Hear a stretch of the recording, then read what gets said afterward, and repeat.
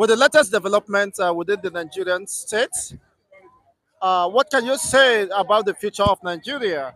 Simon Ekpa, the Prime Minister of the Biafra Republic government, yesterday addressed the world on the latest update of the self-referendum conducted worldwide for all Biafrans across the globe. According to his report or the list, the home country or the homeland has over 10 million voters who said yes to the restoration of the Biafran state. Your take on this? Okay. Good morning, and thank you for having me. Yes, I think to an extent, the Biafran agitation has outlived its the pioneers, the first progenitors of this very cause. And for me, I think this is a movement that has been able to run on its own, even without its original initiators. For me, I think it is worth celebrating. And yes, yesterday Simon Ekpa had some spaces whereby he spoke about, I think, about 3 to 4 hours. And in that space, I think over 1,000 Biafrans globally joined. I think it is a brilliant idea that they are protesting against the government with sit at home. And I think it's a peaceful sit at home. When we are talking about succession in Africa, I think Biafra has been able to lead by example. We have so many countries whereby they were forcefully joined by the colonial masters. And for that reason, those countries have not been able to forge ahead. There's no country that can develop if the people are not united. It's almost impossible, right? This is why you see states like Singapore, despite their differences, their leader was able to join them. But that is not the case in Nigeria.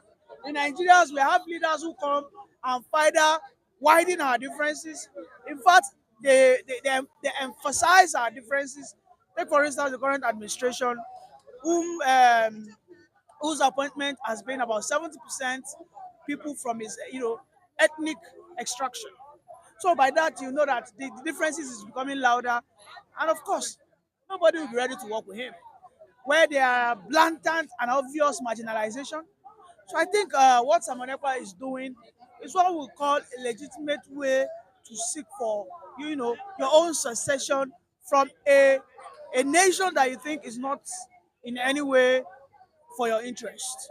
So for me, I think well, it's a good one. I am from the Yoruba extraction. However, we have not been serious about our secession. We are more comfortable with this entity called Nigeria, and there's absolutely nothing wrong if someone wants to leave. Okay, I used to be of a notion of maybe we must force ourselves to be one, but over the years, I've taken my time to study that it is in accordance to human rights that if you want to leave, according to the to the charter, I mean a treaty signed in, is it in Switzerland, even in accordance to African Union, the Treaty of African Union, any country that decides to leave its original state and be on its own, they go through referendum, they go through peaceful protest and agitation, and when that referendum quota is achieved, I mean they have to take them to a court and let the court decide. But we can see that Nigeria, by all means, only understand one thing: infringement of human rights. This is why they will, apprehend someone who has done nothing. Meanwhile, they will allow the corrupt politician go, and that is the state of our country today, Nigeria. So for me, I don't think what Samanepa is totally wrong. You know, although I understand that there are some pocket of violence is going on in the south, but it is nothing compared to what is going on in the north. Okay, because I can tell you categorically that if the Biafrans or whatever they are called, you know, maybe BG, I think Biafra government in exile, I don't think they commit so much crime like the bandits, the Boko Harams who go all out, kidnap 700 people. There was a time even these bandits demanded for 1 trillion. You can imagine how ridiculous those guys are. So for me, I think this country needs to understand that when people say that they don't want When people say that they don't want to be a part of this unitary system again, you go into the negotiating table, and I'm very sure that the Biafra would rather go for the Abure Accord, which, as I back then, emphasized on what we call regional governments. I'm sure the Biafrans will love that. They are in charge of their resources. They are in charge of their educational curriculum. They are in charge of their internal policing. These are things that every region, even the Western region, wish for. But one thing that the Biafrans have been able to do is show courage, show leadership.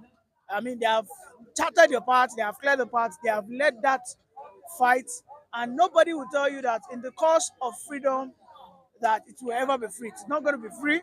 When you are fighting for freedom, you must understand that it's an excruciating process, and I must commend the effort so far by Nnamdi Kanu and Simon Ekpa, and of course, all the teaming Biafrans, either in Biafra or in Nigeria, as of today.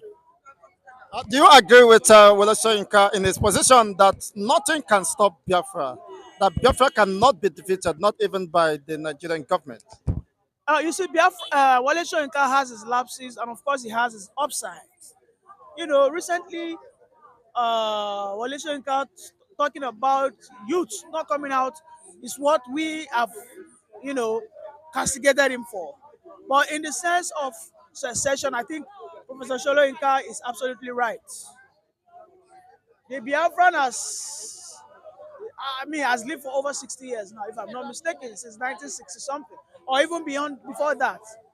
The Biafra is as old as Nigeria, and the Biafran spirit is not dead. So, the professor is spot on. It's spot on. Don't forget that Wole Soyinka was one time arrested for saying that word, that Biafra cannot be defeated, that Biafra is a spirit. And even at the age of 89, Wole Soyinka is saying that because he has seen the resolution, he has seen the determination, the commitment of these people, that they are ready to live their life for the cause of this country. And that is the very foundation of what we call free man. A free man is ready to die in the fight for freedom rather than for him to live on his knees. Those are the things that make a nation free. We in Nigeria today, are we free? Of course, we're not. How many people is ready to die for this country? Nobody. Absolutely, about 70% of Nigerians are not ready to die. So this is why you see them, they rather go out elsewhere to go and, slave away their lives in, they call it Senna climbs. Because if they were patriotic, if they were sense of nationhood, we rather stay back and protest.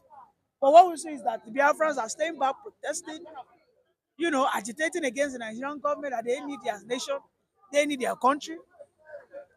Just 2 weeks ago, was it last week, we saw what Nnamdi Kanu, despite being incarcerated for over 3 years, is still speaking up. He's still saying that he would rather go down over him saying that he's going back to Nigeria. This is what we call a made up mind. And that is how you know a man that is free from the shackles of his what? Abductors. Thank you so much for a wonderful and brilliant submissions. Welcome.